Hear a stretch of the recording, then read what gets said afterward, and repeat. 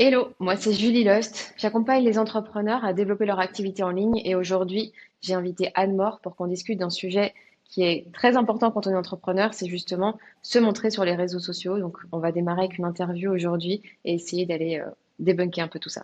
Est-ce que tu te souviens la première fois que tu as enregistré ta vidéo face cam? Mon premier Pascal, moi je me rappelle très bien, j'étais tétanisée. Je pense que j'ai repris peut-être 10 fois la même prise, le même texte que je connaissais par cœur à la fin. À chaque enregistrement, je te l'envoyais pour être sûre d'avoir ta validation, tu vois, avant de du coup refaire en disant non, il faut l'améliorer encore, encore, encore. Et finalement, j'ai fini par le poster, mais j'ai mis 4 heures quoi. 4 heures pour mon premier Pascal. Mais pour toi, pourquoi, à ton avis, c'était si difficile le premier jour? T'es face à toi-même, face à tes imperfections de langage, face à toi en train de parler, ton physique et tout, c'est très difficile au départ. Et après, ben, en fait, tu t'y habitues. Puis il y a aussi le jugement. Tu vois, tu as aussi comment est-ce que la personne en face va recevoir ma vidéo? Est-ce que je vais avoir des haters? Est-ce que je vais avoir des critiques? Comment est-ce que mon entourage proche va gérer? Est-ce qu'ils vont me critiquer?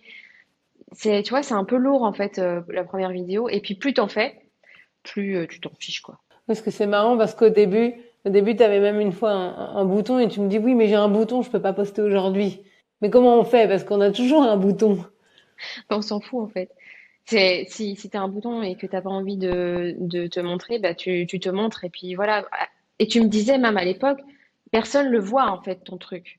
Et il me semble que même une fois, toi tu m'avais envoyé un face cam et tu me disais, j'ai un truc coincé entre les dents, ça me perturbe. Et je t'avais dit, bah non, moi je le vois pas, tu vois. Mais oui, mais moi, ce jour-là, quand j'ai enregistré une super vidéo et j'étais trop contente. Et à la fin, quand je regarde, j'avais un truc entre les dents et j'ai dit, basta, ça part. Et je sais que c'est sûr qu'il y a des gens qui l'ont vu. Mais je me suis dit, vas-y, on y va, c'est pas grave. Bah ouais, et finalement, tu vois, je pense que c'est ça la vie, tu vois. Si tu attends le moment parfait, finalement, il n'y a jamais rien qui vient. Alors que quand tu fais et puis tu postes, ben voilà, c'est imparfait, mais c'est fait au moins, tu vois.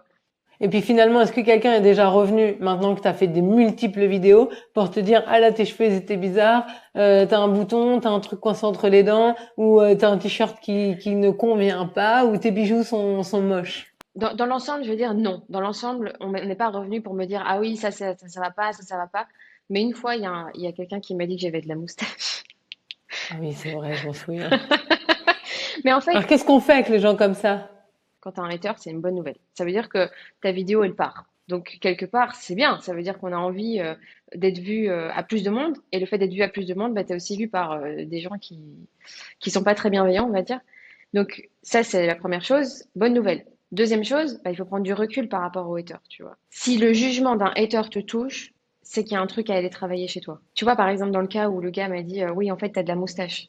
Mais en fait, c'est tellement pas vrai que je l'ai pas pris pour moi. Par contre, le gars qui va venir te dire, ouais, bah en fait, t'es nul, ce que tu racontes, c'est nul. Si ça te touche, bah quelque part, c'est que tu crois pas encore assez à ton message ou que, tu vois, il y a une brèche qui s'ouvre et le hater est rentré dedans, tu vois. Donc déjà, c'est un bon indice pour se dire, OK, qu'est-ce que je peux aller travailler, qu'est-ce que je peux aller chercher. Ça, c'est le premier truc. Et le deuxième truc, c'est il faut mettre une distance entre toi et ce que tu dis, toi et ton entreprise.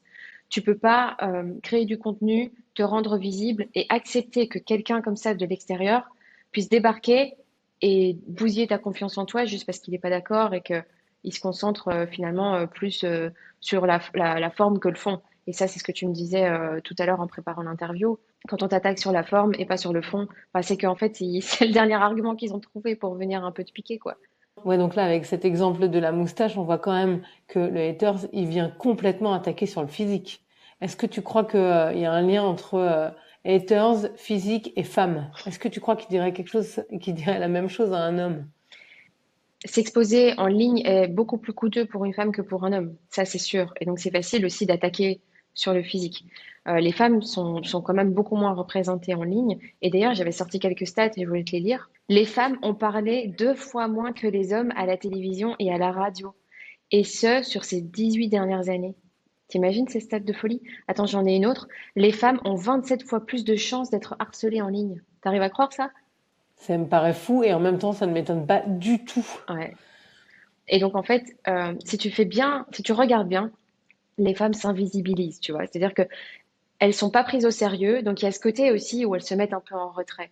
Et souvent, quand tu regardes des débats, que ce soit des débats politiques, des débats de scientifiques et tout, tu vas voir que on va beaucoup plus couper la parole à une femme qu'à un homme. Dès que tu remarques ça, ben, tu comprends un peu le truc latent qui se joue quand tu es une femme et que tu te montres sur les réseaux par rapport à un mec. Et d'ailleurs, je sais pas si tu as vu cette vidéo où je pense que c'était à la base, ouais, c'était une vidéo où ils ont été interrogés des hommes et ils leur ont demandé si vous n'avez pas les compétences pour faire atterrir un avion, est-ce que vous vous sentez quand même capable de le faire atterrir sans diplôme, quoi, sans compétence? Ben, tu as quand même 46% des hommes, donc presque un mec sur deux, qui dit qu'il se sent capable de faire atterrir un avion. Et pour les femmes, c'était seulement 20%. T'imagines? Donc ça veut dire que un homme sur deux se sent capable de faire un truc pour lequel il n'a pas les compétences, alors que pour les femmes, c'est une femme sur cinq. Donc à compétences égales, le mec, même s'il les a pas, il va oser y aller, tu vois. Et la femme, elle va rester là et elle va figer. Et c'est là le pouvoir malsain finalement des réseaux sociaux aussi. C'est ce côté où voilà, va falloir te montrer, va falloir oser te aller un peu à l'encontre finalement de ce que la société nous inculque, d'années et d'années de patriarcat, de machisme, sexisme, tout ce que tu veux. Enfin voilà, c'est un peu lourd aussi comme sujet, tu vois, pour une femme. Mais du coup, c'est quoi tes astuces pour se sentir bien en face cam? Pour oser se montrer en face caméra, la première chose, c'est de se reconnecter à pourquoi tu te montres. Si c'est juste, tu te dis, bah oui, bah en fait, je me montre parce que je dois vendre mes prestations, tu vas te connecter à quelque chose de très égoïste, très égocentrique, et qui finalement va pas te hyper suffisamment que pour pouvoir te permettre de dépasser cette peur. Alors que si tu te connectes à quelque chose qui est beaucoup plus profond, qui correspond plus à ta mission, à vraiment l'impact que tu as envie d'avoir, ben à ce moment-là, tu vas dire, OK, ça vaut la peine. Tu vois, par exemple, dans mon cas, moi, je me montre sur les réseaux pour aider d'autres femmes à se rendre visibles, à mieux communiquer, à réussir à avoir un business en ligne, pour plus devoir tout le temps choisir entre je vais faire ça ou je vais faire ça. Non, les femmes peuvent tout faire en fait. Et ce côté-là, m'anime plus. Et donc finalement, je me dis, ouais, même si j'ai peur, je vais quand même y aller. Tu vois, donc se reconnecter à son sens profond des choses. C'est le premier truc, tu vois, que je pense qu'il faut faire. Je sais pas, ça te parle ça? Oui, c'est comme dans mon métier.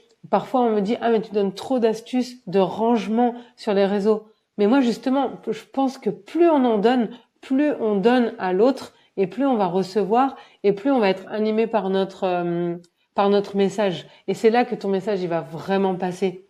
Et c'est là qu'on va sortir de l'égocentrisme, comme tu disais. Ouais. Il y a plein de gens qui se disent, mais attends, si on voit ma tête tout le temps, les gens, ils vont en avoir marre, tu vois. Alors que, bah, non, pas du tout, en fait. Les gens, ils veulent te voir, ils veulent comprendre, mais ça demande de gratter un peu et d'aller un peu plus loin que juste, bah voilà, je me montre et voilà, j'ai fait un selfie et c'est bon, j'ai fait le job. Non, va te connecter à ta raison profonde, sors-nous tes tripes, on veut savoir. Toi, par exemple, souvent, tu nous fais des faces caméra, tu es en colère. Et et tu dézingues le sujet du jour et on sent ta colère et tout. Alors ça plaît pas, voilà. Mais en même temps, c'est toi. Et je pense que ça, c'est puissant. Oui, je pense qu'il y a plein de gens qui peuvent s'identifier à moi en fait, parce que bah, la vie elle est pas toute rose quoi. Oui, dans l'organisation, oui, on a tous des problèmes, oui, on a tous une charge mentale qui est extrêmement forte. Et en fait, qu'est-ce qui va faire qu'on va me choisir moi plutôt que quelqu'un d'autre ou toi dans ton business? Des coachs, il y en a plein, j'ai envie de dire. Mais pourquoi j'ai envie de venir voir Julie? Bah parce que je vais te connaître, parce que je vais pouvoir m'identifier. Tu vas peut-être me rassurer sur certains points. Je sais que là, tu vas être plus patiente parce que tu vas parler de ce sujet-là avec bienveillance. Et c'est ce qui va me donner envie de venir vers toi, en fait. Carrément. Et je pense que les entrepreneurs, ils oublient ça. Ils oublient toutes ces dimensions émotionnelles. Tout le monde se concentre sur le professionnel. Ah oui, je suis une bonne professionnelle, donc surtout, il faut que je sois très sérieuse, il faut que je souris, il faut surtout pas que je parle de sujets qui fâchent. Mais en fait, ça a l'effet inverse. Ça a l'effet un peu, du coup, qui me crée une distance. Et c'est pas ça qu'on veut. Nous, on veut créer de la connexion avec les gens, tu vois, pour réussir au finish, à vendre, mais surtout au finish, à aider. Et c'est là où tu te reconnectes vraiment à ta passion. Pourquoi aujourd'hui tu fais ce métier? Dis-moi. Ah bah, c'est pour aider les gens, c'est pour les vider cette charge mentale. Voilà. Libérez-vous, libérez-vous de l'objet. Je suis la première à le crier sur les toits. Minimalisme. Ouais, De se concentrer sur les gens qui nous entourent et pas sur le matériel. ouais. Bah voilà. Et donc, quand tu te connectes vraiment à ça, eh ben certes, ton message, il va pas être lisse et il sera plein d'aspérité et ça va être probablement un message totalement imparfait, mais qui va parler vraiment à certaines personnes et qui va humaniser ton compte humaniser ton entreprise et au finish qui va faire qu'un jour, il y a un client qui va t'appeler et qui va dire, ouais, en fait, c'est avec toi que je veux travailler. Même si j'habite à 600 kilomètres, ce qui t'est déjà arrivé. C'est même bien plus. Mais oui, c'est exactement ça. Et toi, la cliente un petit peu idéale, elle part d'où et surtout, elle arrive où grâce à toi? Prenons par exemple une entrepreneur qui ne se montre pas sur les réseaux. On peut aller travailler ça, on peut aller déconstruire ça, et qu'à la fin, elle se sente à l'aise avec le fait de se montrer. Ça, c'est quelque chose qu'on peut tout à fait faire. Et en fait, on va par étapes. Ça sert à rien d'aller se griller du jour au lendemain et se dire ah ouais bah ok maintenant bah tu te forces hein, tu te forces et tu vas te montrer et ça va aller. C'est beaucoup plus complexe que ça. Donc on commence par étapes. D'abord tu te montres de dos un peu, tu vois, en story, tranquille, là où il y a que les gens de ta communauté qui te regardent. Après tu vas te montrer de face, d'abord en photo de nouveau dans ta communauté. Puis après, tu vas aller un peu plus loin, tu vas faire une vidéo, tu vas essayer. Et en fait, tout est une question de compétence, mais aussi d'action. Et plus tu vas actionner, ben, plus tu vas te sentir à l'aise. Et plus tu vas te sentir à l'aise, plus tu vas aimer l'exercice et plus tu vas t'améliorer en fait. Et après, tu vois, je pense qu'il y a aussi, faut pas sous-estimer le fait que apprendre à parler face caméra, ça s'apprend. C'est pas, alors c'est pas inné, tu vois. On se disait au début, mon premier facecam, c'était pourri, tu vois. Eh ben, à la fin, aujourd'hui, j'en fais comme ça et je me pose plus trop de questions. Et toi, c'est pareil. Je me souviens aussi d'une fois que tu me disais que tu t'entraînais devant ton miroir. Ouais, carrément, c'est vrai. Je m'entraînais devant mon miroir et aussi je me filmais et après je regardais ce qui me dérangeait. Et par exemple, je sais que j'ai réussi à dégommer mes tu vois. J'ai plus trop de e. Mais aujourd'hui, je me rends compte que par exemple, je dis souvent tu vois. C'est mon prochain truc à dégommer. Mais après, tu t'améliores. J'essaye aujourd'hui de soigner ma diction, ma prosodie, de ralentir quand je parle. C'est pas facile. Mais ça, je me fais coacher pour ça. Donc les gens qui te regardent et qui disent, ah ouais, mais toi, tu parles trop bien face caméra. Ouais, mais pour toi, c'est facile. Non, ça, c'est ce que tu vois là maintenant. Mais après, derrière, il y a tout le travail qu'on fait, quoi. C'est ça qui est intéressant derrière. C'est de se dire, bah ok, là, j'ai une compétence à aller travailler. Bah ok, je vais aller la travailler. Donc le mot d'ordre, c'est action. Chaque jour, un peu plus. Ouais, le mot d'ordre, c'est action. Tout ce que tu n'aimes pas, tu finiras par l'aimer à force de le faire. Et tous les jours, on fait quelque chose qu'on n'aime pas faire. Ouais, tous les jours, on fait un truc qu'on n'aime pas et même si c'est dur, mais à la fin, tu seras fier. Alors, c'est se montrer aussi un peu sur les réseaux, mais est-ce qu'on peut reparler du premier live qu'on a fait ensemble, toi et moi? Bah déjà, pourquoi on a fait un live? Ouais, Parce que tu m'as dit, ah, c'est l'exercice que je maîtrise pas trop et ça m'embête parce que j'aimerais bien maîtriser cet exercice-là. Donc moi, je t'ai dit, bah, ok, live. ouais, Et en plus, nous, on est un peu fada parce qu'on n'a pas fait un live. On a dit, viens, on fait une série de lives. Pourquoi pas? Donc rendez-vous tous les lundis matins sur Instagram à 10h30 pour faire un live de 30 minutes et parler de tout un tas de sujets. Mais le seul mot d'ordre, c'était montrons-nous et apprenons à faire un live. La première fois, on l'a travaillé pendant 1 heure avant. On a essayé de se caler. On s'est donné des objectifs et tout ça. Et à la fin, limite, on se connectait 30 secondes avant que ça démarre. On connaissait le sujet et hop, hop, hop, on y va. on préparait plus rien à la fin. Mais parce qu'on l'a fait 32 semaines. C'est ça, je crois. Ouais, je pense, 32 semaines. Voilà, on a tenu le cap. Et ça, c'était aussi un sacré exercice. C'était action et on est là tous les lundis, malgré des déménagements, malgré un accouchement pour moi, malgré tout. Il pleut, il vente, il fait soleil. On est là le lundi matin. Et mine de rien, cet exercice-là, je pense qu'il nous servira toute notre vie parce qu'on sait qu'on est capable d'avoir un rendez-vous. On va vers, comme tu disais, quelque chose qu'on ne sait pas faire, mais après on le maîtrise et on se tient à ça et ça le fait. Carrément. Et là, est-ce que c'est pas notre première vidéo YouTube, justement? Ah bah si. Alors, à tous ceux qui nous regardent, en fait, à chaque fois que vous allez voir un cut, c'est toutes les fois où on a bugué. Mais bon, tu vois, Toutes les fois, on a essayé de bien faire. ouais, On a essayé de upgrade, comme on dit, de monter en compétence. ouais, de montrer qu'on est sérieuse aussi. On a essayé de bien faire, de faire en sorte que ça marche. Mhm. Et ça, je pense que c'est important. Et on se soutient et on se dit oui, c'est bien. Ouais. Ça, on n'en parle pas assez souvent aussi. Et toi, qu'est-ce que tu aurais envie de donner comme conseil à quelqu'un qui n'ose pas se montrer? Allez-y, foncez. Parce qu'en fait, ce qu'on a envie de savoir, c'est ce que vous pensez. Donc, comment on peut le savoir ce que vous pensez si vous vous montrez pas? Et tout à l'heure, on parlait des haters. C'est parce que ce sont des gens qui sont coincés, cachés derrière leur écran. Mais si vous le faisiez dans la rue, personne ne vous dirait rien. Et quand on prend la parole devant une assemblée, quand il y a une association ou devant les parents d'élèves ou tout un tas d'endroits, on s'exprime, mais jamais personne vient dire « Ah bah dis donc, t'as bugué à la 32e seconde. Ah bah dis donc, ta mèche, elle était en l'air. » Jamais. Au contraire, les gens, ils disent « Oh bah t'as bien fait de le faire parce que moi, je serais pas allé à ta place. » Donc, allez-y, foncez, foncez. De toute façon, si vous avez un message à transmettre, eh ben, les réseaux sociaux aujourd'hui, c'est un super endroit pour pouvoir les transmettre. Donc, profitez-en. Ouais, je trouve aussi.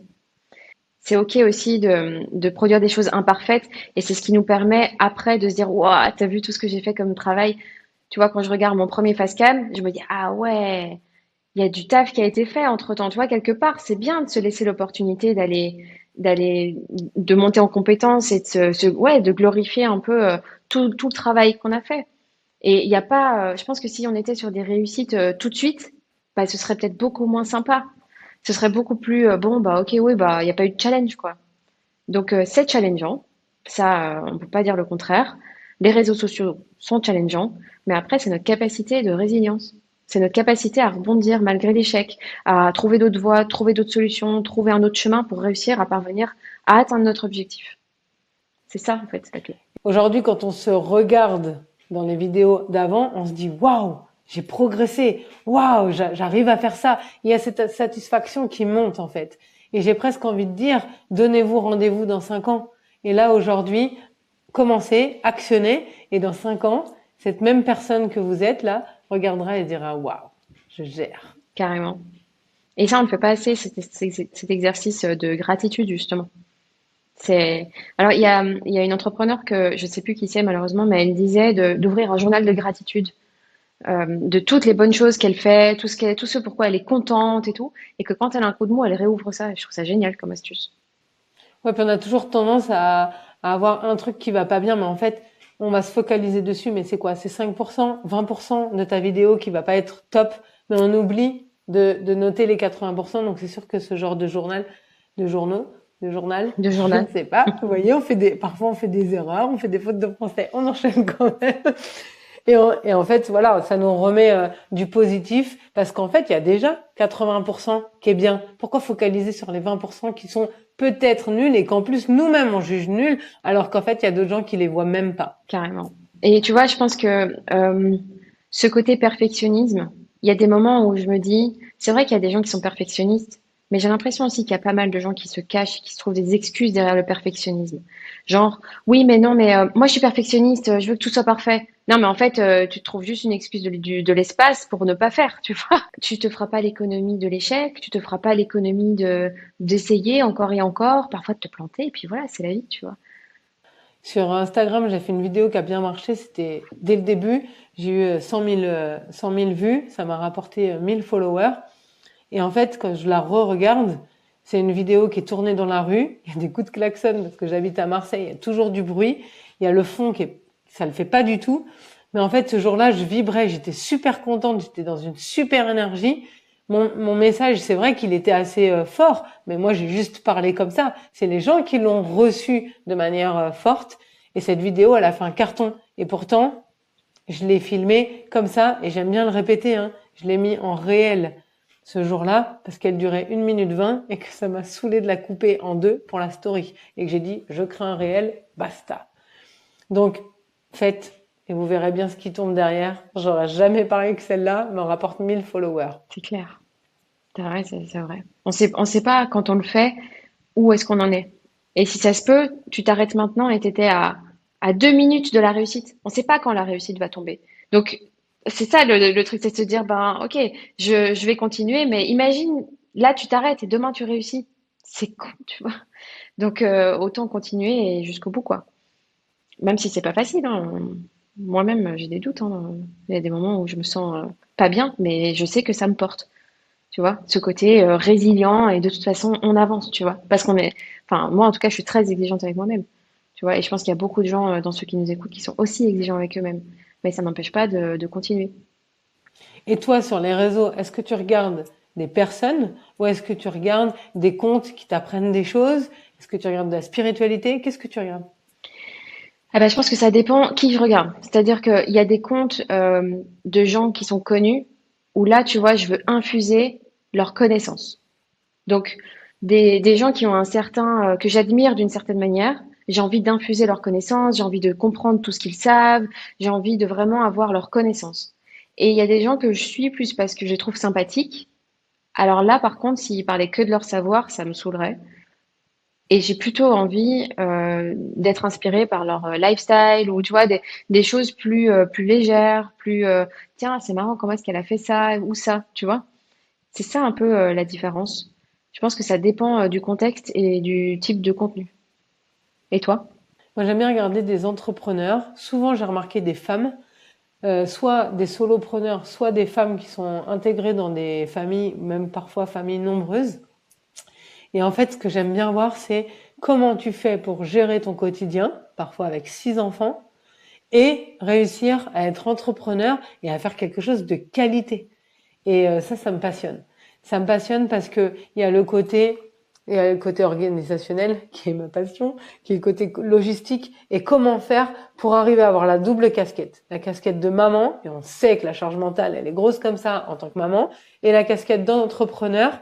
Je regarde leur évolution et parfois ça me rassure parce que je me dis mais regarde, ça fait déjà 5 ans qu'elle est là, c'est sûr que tu crois qu'elle est là, mais en fait elle aussi, elle est passée par toutes les étapes et j'aime bien les suivre comme ça dans le temps. Ouais. Et comme quoi, j'aime bien être fidèle et les connaître. Et c'est en distillant un petit peu tous les jours dans leur façon de faire, dans leur façon de vivre, qu'on commence à les connaître. Et parfois, mais des fois, je te parle de contes, mais on parle des prénoms des enfants, tac, tac, tac, on les connaît, on a l'impression qu'ils font partie de la famille. Ouais. Et moi, j'aime bien cette proximité. Ça me parle parce que je me dis comment moi je peux faire pour faire la même chose. Alors je te pose la question, mais je connais déjà la réponse. Est-ce que tu suivrais quelqu'un qui se montre pas? Eh ben non, moi c'est mort. Moi tu parles pas déjà, ça m'énerve. Mais vraiment, il y a même des gens, je leur écris en disant, tu sais, ça nous intéresse ce que tu dis. N'hésite pas là, le message que tu viens de nous faire à parler. Et en fait, en vrai, les gens ils me connaissent pas. Et moi je leur dis, ça nous intéresse. Ou quand il y a une story parlée, je leur dis, ah, elle était trop bien ta story, merci. Pour les motiver. Justement, moi je suis le lovers. Ça existe ça ou pas sur les réseaux? Non, mais on peut Je suis l'inventer tout si le tu veux. contraire du haters. Je suis le boost. Vas-y, dis-nous. Parce qu'en fait, il y a des gens, on reste sur notre faim alors que je sais que je les aime bien. J'aime bien leurs messages. Ils ont des bonnes têtes. Ils ont, ouais, en plus, j'aime bien suivre des gens qui vivent pas les mêmes choses que moi. Moi, j'habite à Marseille. Je suis un peu la nana classique. J'aime bien suivre des gens qui sont en van life ou suivre des gens qui vivent à la campagne différemment. Et oui, au contraire, partagez ce que vous avez à dire. C'est trop bien. J'adore. J'aime bien suivre aussi les gens qui se montrent. Et je pense que même quand je tombe sur un contenu, enfin, sur un compte où il y a que des images, tu sais, Canva et tout ça, je m'attarde même pas en fait. J'arrive pas. Je connecte pas. Ça, tu vois, on est tellement déjà sollicité par plein de comptes, par plein de choses et tout sur les réseaux que franchement, s'il y a même pas un visage humain derrière, ça marche pas. Et donc, tu vois, je pense que c'est ça aussi qui est intéressant pour peut-être les gens qui nous écoutent, c'est de se dire, ah ouais, c'est vrai que mon contenu hyper professionnel, un peu fadasse, tu vois, avec tous mes contenus bien lisses et bien léchés, ben en fait, il donne pas méga envie d'être suivi. Donc, peut-être que je devrais essayer d'actionner vers ça pour réussir à engager un peu de connexion à l'autre, quoi. Et je pense que c'est méga important de se dire, ton contenu, il a pas besoin d'être plus professionnel, il a besoin d'être plus humain. Tu veux faire du fast cam et t'y arrives pas, eh ben, tous les jours, tu te filmes 2 minutes. Tu fais un discours. 2 minutes, tu te filmes. Et après, tu fais un effort d'empathie, tu te mets à la place de l'autre et tu te dis, OK, bah, en fait, mon discours, il est méga chiant. Ah ouais, non, mais en fait, je bug blindé. Ah, mais en fait, il y a plein de ça va pas du tout. Ouais, mais je tourne autour du pot, ça ne va pas. Et en fait, à force de faire, eh ben, c'est là que tu vas choper le truc et que tu vas finir par t'améliorer.